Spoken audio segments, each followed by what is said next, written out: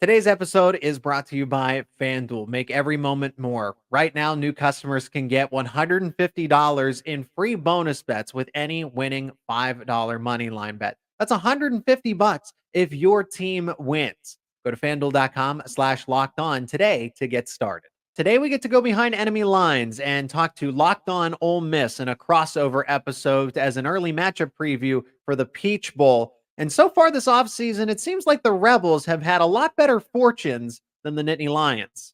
You are Locked On Nittany Lions, your daily podcast on the Penn State Nittany Lions. Part of the Locked On Podcast Network, your team every day. Hello, I'm Steven Willis from Locked On Ole Miss, and I'm joined by Zach Seyko of Locked On Nittany Lions. We have met here in Thunderdome, and we are going to break down the Ole Miss Penn State game. We're actually going to do it the next couple of weeks. My plan for this, Zach, is like on Thursdays, we just have an Ole Miss Penn State crossover episode that I can put out. Yeah, it all works over here, right? I mean, I don't even want to call this the end of the 2023 season. This is a look at the beginning of the 2024 season, and people are putting Drew Aller and Jackson Dart into early Heisman conversations, into those lists, those rankings. So this game is actually a pretty good prerequisite for what 2024 has in store. Yeah, it is quite interesting because all the conversation in Oxford right now is about the 2024 12-team playoff and whether or not Ole Miss is going to be good enough to get a home game during that playoff. Yeah. And the players that Ole Miss are recruiting right now in the transfer portal is absolutely nuts. But what are the main storylines at Penn State right now? I mean, between hiring a new offensive coordinator, losing a world-class defensive coordinator, all in going into a season where at least a good portion of the fan base, maybe not the entire, more than half or anything else, I'd go about half here, that James Franklin should be on the hot seat. And when you're going into an important season, because of Penn State, I don't know where Ole Miss stands with Lane Kiffin, but the 10-2, it seems like Ole Miss and Penn State are kind of the counterparts on each side of those conferences, the SEC and the Big Ten, respectively. And going into 2024, where now, okay, the excuse was, well, the college football playoff is too small. It's only 4 teams. The elite of the elite only get in, or some random team will make one in a decade. And that's been true so far. But in this case now, James Franklin and Penn State would have made how many college football playoffs if it was a 12-team format? And if Penn State were to miss on its first year of existence, I can only imagine how the conversation would go from there, Steven. So I think the headlines aren't about James Franklin's seat being hot. It's the fact that you're going into a season with a lot at stake, and you had to fire your offensive coordinator, hopefully for the better, right? Andy Kotelnicki was Penn State's top guy on their list, and they got him. That's good that they can go and outbid other schools. Oklahoma really wanted him. Other schools were contending for him too. And Penn State ended up made it to the finish line. And then, Manny Diaz sticking around for 1 or 2 more seasons would have been great. But now they're looking for, instead of just one coordinator, it's now 2 when, like I said, the stakes are a lot higher. Who's going to be calling the defense in the bowl game? I would imagine Anthony Poindexter. Anthony Poindexter has called defensive plays at UConn, played safety at Virginia, world class, in the Virginia Hall of Fame, right? For college football, very talented player in his own right when he was playing. And now he's the co-defensive coordinator for Penn State. And that means he was scheming. That means he was game planning alongside Manny Diaz. So I really don't think that there's anybody else more qualified to not only be the defensive coordinator in this game against Ole Miss than the guy who was calling, or at least scheming, drawing up the blueprint every week with Manny Diaz. And I think he's the right guy to take over the full-time duties as well, not just the game not just the Peach Bowl. Yeah, I was going to ask you, do you think this game is an audition of sorts for him to go? Because I do believe I listened to a couple of your shows last week, and like Penn State had some connections with the coordinator that went from UCLA to USC, and there's a couple like just a little bit too late type situations, and you were kind of worried that I don't know, the music was going to stop and you were going to be left standing a little bit. And is that a real concern? Is it something to where I know that Poindexter might be a good choice for Penn State, but is there another option out there? Do you think the right guy could exist out there outside of him, if that makes sense? I mean, I'll just put it this way. D'Anton Lynn and Elijah Robinson would have been my 1A, 1B for Penn State. Both of those guys connected to Penn State in some sort of way. Lynn playing for Penn State not too long, just before James Franklin had taken over, but has shown that he is a world-class defensive coordinator in his own right, going from UCLA to USC. And then Elijah Robinson. If Manny Diaz does make this decision, I would say 48 to 72 hours sooner. And that's not on Manny Diaz. That's not him being slow to make a decision or do it. It kind of goes along with Duke's hiring process, right? They were looking at Ohio State defensive coordinator, Penn State defensive coordinator, right? There were a lot of names that were vying for this job, a lot of elite names in this category. And if Manny Diaz and Duke had come to an agreement, Steven, just in a matter of days before, Elijah Robinson would have been out there. And that's somebody that now has head coaching experience since he took over for Jimbo Fisher when Fisher was fired by Texas A&M.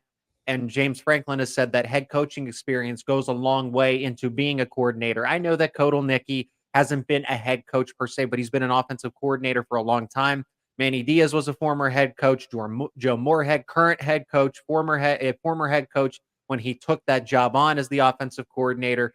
And you miss out on Robinson just because of timing. So your question, I think, is permitted here because, yeah, Penn State would have had some other options that they would have at least liked to have had. But now I don't think they're settling for Poindexter, but to say that he's the best of the bunch that were formally available is not the case. Yeah, it's kind of an interesting situation. And going into a bowl game, like Chop Robinson has opted out, and that guy was good. Basically, Michigan in the game with Penn State just decided to run the ball because they couldn't block him. That's why they went into that game plan and did what they did. But him opting out, he was going to line up on a backup offensive tackle for Ole Miss, and that was going to be a matchup problem in this game because Penn State, in my opinion, has a triangle of death on defense. It was what I call it. They have two guys on the outside. They have the middle linebacker, and all of them together, they're pretty good. But if you start taking pieces out of it, it's kind of like a game of Jenga. And I understand that you might have a 4 or 5 star behind Chop Robinson who's going to play in that game, but if that guy was better than Chop Robinson, he would have been playing. So it's obviously going to bring the defense down a little bit. Now, the story for Ole Miss in this game, the big storyline that we're talking about is Ole Miss has released players coming back for about the last 7 days. And every key playmaker that you could imagine that would be an Ole Miss player is going to come back. There's going to be no opt-outs. They're actually going to come back for 2024. Everybody's really excited. The whole Ole Miss fan base is completely out of their mind at the moment right now. And that right there is kind of overtaken the game a little bit. The recruiting is overshadowing the game, but I do agree with what you said earlier in the program. And that is, this is the first game of the 2024 season. So if you are getting ready for the 2024 playoff, you need to win this football game. Yeah. And I get that this is an exhibition and all that. It's nothing like that. But this is the deal for anybody watching this program. Whoever wins this game probably has a chance to be about 7th in the country at the start of 2024. That is margin for error in the 12-team playoff land. Whoever loses this game is probably looking at being about 18th. No margin for error. Whenever you lose and go down, it's going to be that much more difficult to get in. There's actually a lot in this football game where it's actually going to mean something, Zach. I mean, I would argue, I don't think that assessment's wrong. I just think with what Penn State and Ole Miss are returning respectively, I think both teams will be in the top 10 regardless of the result, especially if it's close. If it's lopsided, one-sided in either direction, I could see a case for that. But both of them, when the collective media, whether that's On 3, 24/7, eventually the AP will put out its Heisman rankings. You can't just if you're going to have that and tease that to begin the 2024 season, you can't say, okay, well, they have a Heisman candidate, but really they should be barely top 20. Maybe just we'll put them in the top 15. If you have a Heisman contending quarterback from this perspective, whether it's Drew Aller, and I've seen the comments, I had to look it up. Just search Drew Aller's name on X or anywhere else and see what people are saying about him. And the entire nation has sold out and saying that Aller should not even be anywhere remotely near this conversation. Fine, whatever. I hope it's more fuel to the fire because Drew Aller is talented, and I think he's getting an offensive coordinator that's going to maximize those attributes that he has. Jackson Dart, kind of the same case. Steven, you mentioned the playmakers that he's going to have around him and the running game that is already there as a base, right? To take all that pressure off of him. Penn State's got the same thing. They got Singleton and Allen. And I know that Ole Miss has Quinshon Judkins, who is arguably a top 5 running back in the country. I would like Singleton and Allen to live up to those expectations that we as Penn State fans and people who cover Penn State have put on them there. But both of those teams, I think, are firmly inside the top 10 going into next season just because of what they are returning. Penn State's got a lot of talent back, and so do the Rebels. Yeah, this should be a game that everybody is looking forward to. And honestly, we'll talk about when we come back that it's just a fun game because these teams have never met. It's something new. It's not. Ole Miss has played Texas Tech like 6 times in a bowl game since 1997. That's more than Ole Miss has played Tennessee, for reference. So we'll talk about that in a little bit. But anyway, thanks for making this Locked On program your first listen today. We're just getting started. What are the storylines for each team before the Peach Bowl? We just did that. We're going to talk about players to watch coming up next. But right now, I want to let you know what PrizePicks is. And PrizePicks is the largest daily fantasy sports platform in North America. They are the easiest and most exciting way to play DFS. It's just you versus the numbers. Instead of battling thousands of other players, including pros and sharks, you pick more or less than 2 to 6 player stat projections and watch the winnings roll in. With basketball season here, you can now pick combo projections across football and basketball from the Specials League. This is a league specifically created for combo projections that you can pick from different sports and or leagues. For example, LeBron James and Travis Kelce at a 10.5 combo of 3-pointers made and receptions. PrizePicks even offers a reboot policies so that your entries stay in play even if your players get injured.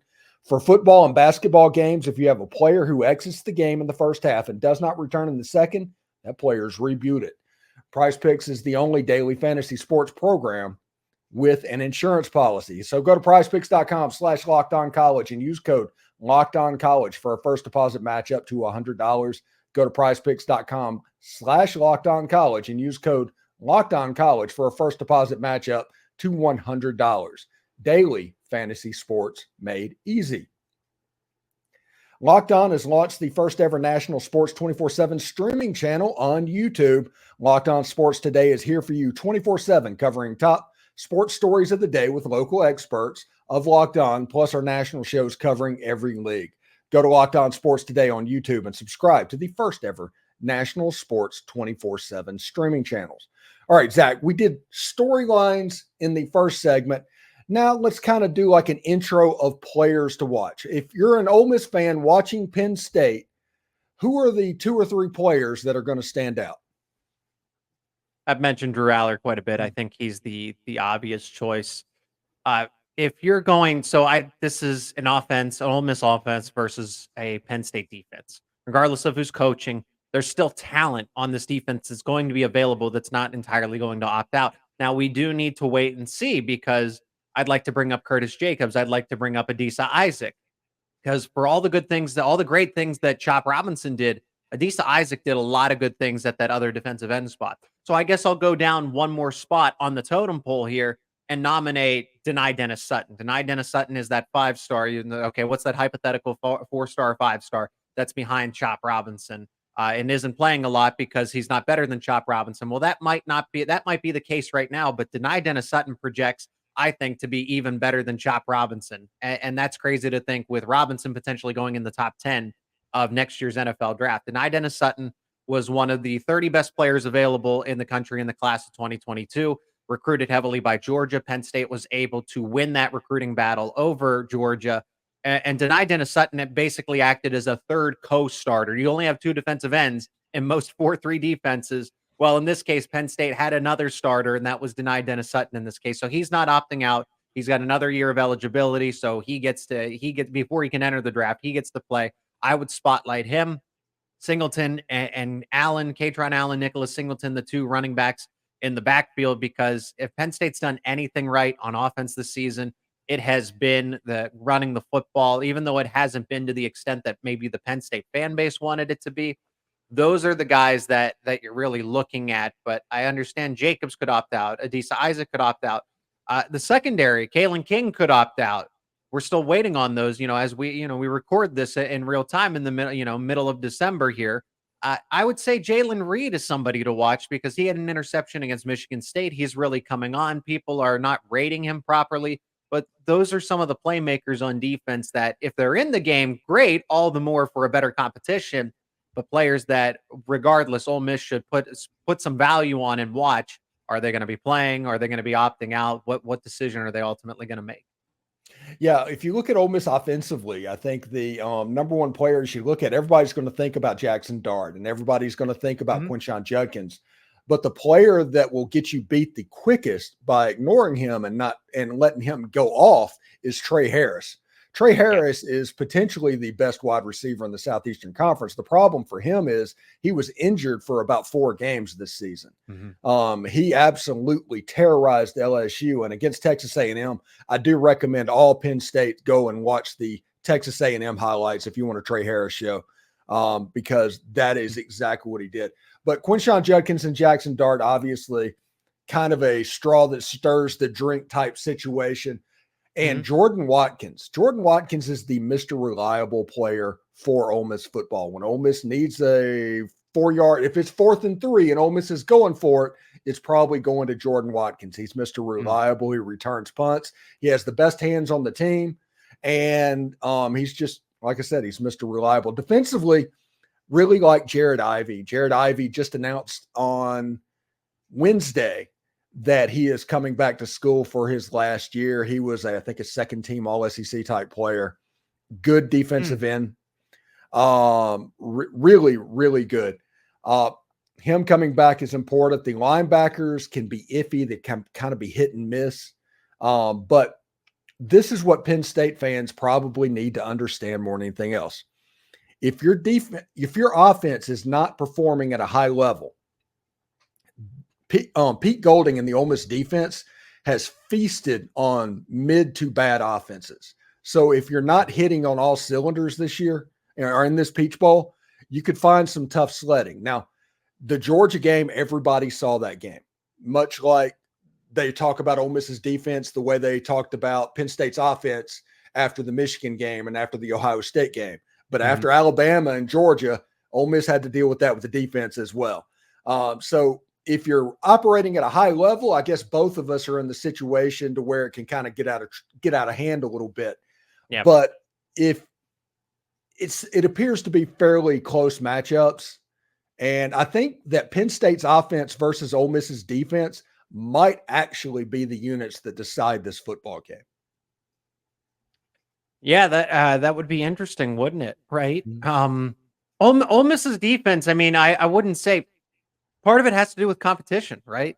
The SEC is going to give you the best offenses to go up against. So when I look at what I like to look at when scouting any teams, whether it's Penn State and an opponent or just in general to get an understanding of an NFL game or a college football matchup, is yards per play on both sides on the 4 categories: yards per play against run, yards per play against the pass, and then what are you getting in yards per carry, yards per pass attempt. Penn State has the number 1 rushing defense in all of the country. They're only allowing 2 yards per carry, and now you have a 12-game sample size. You have Michigan and Ohio State, because it's easy to say that when you play Delaware, when you play Iowa, that, well, no wonder they have those kind of stats. But now you factor in the Michigan game and the Ohio State game, and that's still the number 1 rush defense in terms of yards allowed. So that matchup stopping, I wonder how that's going to unfold when Quinshon Judkins doesn't have that type of day where he goes off, and it's going to be placed on the wide receivers in the passing game because I feel like those two things complement each other, if I'm not mistaken here, Steven. Yeah, it's going to be a really interesting deal. Against I compare Penn State's defense to Texas A&M, and some people might think I'm Okay. disrespecting, but Texas A&M had the best statistical defense in the SEC, so that's a compliment. But Yeah.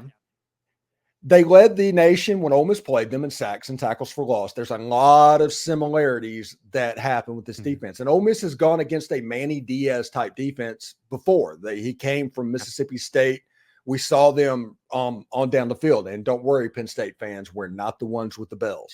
Don't worry about that. So is it a situation with Manny Diaz where counterflow and screens and things like that can be problematic at times? Because that is the way that back in the day, his fast flow defenses, that was the way you got to it. Yeah, screens are the way to counter a Manny Diaz defense because you have so many players that are aggressive going upfield.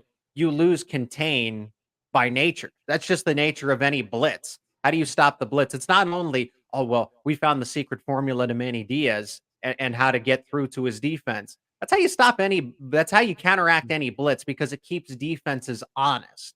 If you're good at setting up screens, I guess I got to do my more homework on Ole Miss to see, okay, what kind of screen game, but a good program, a good coaching staff, even if they don't run screens relatively often, Ole Miss knows that, hey, we have a month of preparation here. Lane Kiffin has been around the block. He's been at Alabama. He's been at USC, right? He's been at Ole Miss. And so a good coach who's been in football for a long time knows that, okay, even though we don't run a lot of screens, we're going to run a lot in this case because we know what we're getting. Penn State's defense isn't going to be reinvented, right? You're going to promote whatever assistant, even if it isn't Anthony Poindexter. Poindexter is going to be the guy calling defensive plays because he's the co-DC for this entire season. But regardless, Penn State isn't going to change up its defensive nature. It's going to be this aggressive, blitz happy, even though someone different is going to be calling plays. So, and the flip side of that is in the Big Ten now, pardon me for not being as locked in as I probably should be. What is the tempo situation in the Big Ten?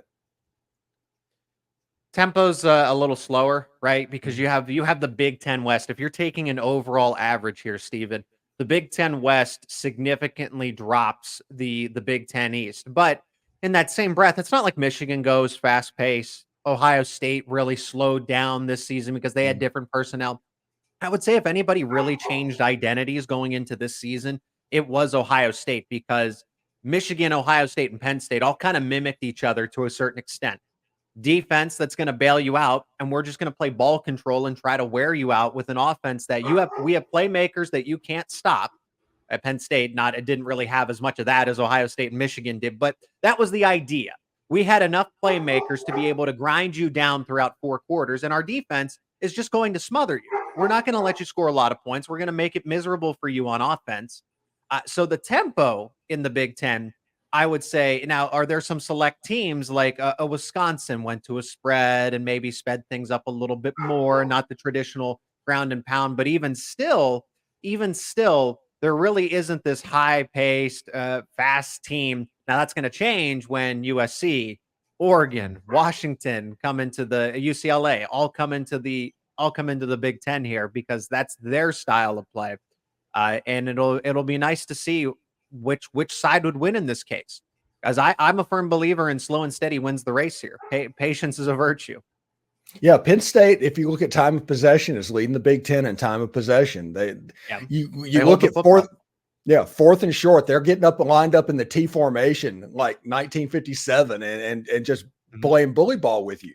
Ole Miss is probably the 4th fastest tempo team in college football. And my question is, how concerned will you be that Penn State might have bust because of it happening so quickly? I mean, this is a nice period of time. I will look at this from, I guess, a different perspective in the fact that you're not going week to week to week anymore. This is players have a chance to get healthy. players have a chance to get rejuvenated. You know what Ole Miss likes to do. You're not being surprised. Okay, if this was the first game, I know it's the preseason game to the 2024 season, but we also can't pretend that this doesn't put a lid on the 2023 season, right? These teams have gone through the conditioning. It's not like they're coming out of winter workouts. They're just hitting bags in practice for the month of August and tackling dummies. And then they're going up against a high power, high tempo type of offense against Ole Miss. They've gone through 12 games. They know what it's like. There isn't that lull. There isn't that delay. This month allows them to get rested and be better prepared for a fast-paced offense. Whereas if this was the first game truly of the 2024 regular season, yeah, I might have some doubts here, but I don't think it's not like Penn State isn't well conditioned. Remember, they play a fast-paced defense as it is with all the blitzing. So I think Penn State will at least be adjusted in that right. Yes, this would be the fastest offense in terms of plays per game, time of possession that Ole Miss is, but I don't think that's going to be a headache or something that like, man, Penn State can't figure this out because they've had 12 games of college football just to deal with this in general. And then they get this 30-day rest period to be at full strength.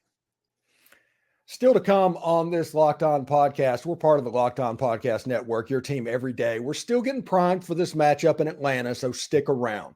As the weather gets colder, the NFL offers to stay hot on FanDuel. Right now, new customers get $150 in bonus bets with any winning $5 moneyline bet. That's $150 if your team wins. If you've been thinking about joining FanDuel, there's no better time to get in on the action. The app is so easy to use, and there's a wide range of betting options, including spreads, player props, over-unders, and more. The line for Ole Miss and Penn State right now, Penn State's currently in a 3.5-point favorite, according to FanDuel. So visit FanDuel.com/lockedon and kick off the NFL season. FanDuel is an official partner of the NFL.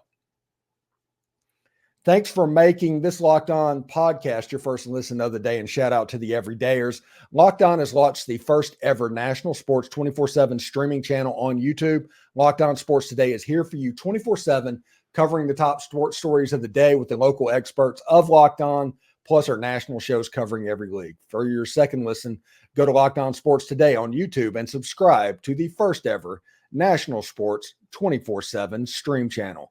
Be part of history. Okay, Zach, last segment today. And this is something I'm interested about because these two programs have never met. There's no history. There's literally is just a blank slate. What was the Penn State fan base's reaction to be scheduled against Ole Miss in this bowl game? A great matchup. I mean, I was hyping it up the second that it was released. I speculating that Penn State was going to play Ole Miss. I thought it was either going to be Oklahoma, Missouri, or Ole Miss, one of those three. I knew it was going to be the Peach Bowl. The Peach Bowl made it very obvious that they were going to take Penn State, so there was no doubt in my mind that Penn State was headed to Atlanta. It was just a matter of who they were going to face. And I like this because there's who's better, the SEC or the Big Ten? How good is Penn State actually? This is something that I've just had a discussion with myself and a debate with myself, and I hope the everydayers on my show appreciate it as well. It's an appropriate measuring stick for how good Penn State actually is because they, for some reason, can't get over the mountain of Michigan and Ohio State, but those teams have been elite. Now, what about a team that is solidly in the top 10? Ole Miss. Missouri would have been the case this season. Oklahoma in the top 15, but they beat Texas, right? And Texas is in the college football playoff. So Penn State's kind of in purgatory when it comes to college football because you look at what they've done over the past 5 years. And they've won multiple New Year's Six Bowls. I know there was a quarterback injury in the game against Utah, but Penn State had its way with the Utes in the Rose Bowl and blew them out of the water. I want a closer game because you need to get a gauge on what this program, where they actually are. Because everyone says that Penn State is overrated. They're overrated. They're overrated. That's not the case at all. I would argue that they're slightly underrated. They lost by 8 points and 9 points to two college football playoff contenders. Ohio State was right there. Michigan is firmly in it. And you can't tell me if the ball bounces a certain way in both games that Penn State doesn't come out on top in either of those contests. So to say that Penn State is just this team that barely even deserves to be in the top 25, top 15 is not right.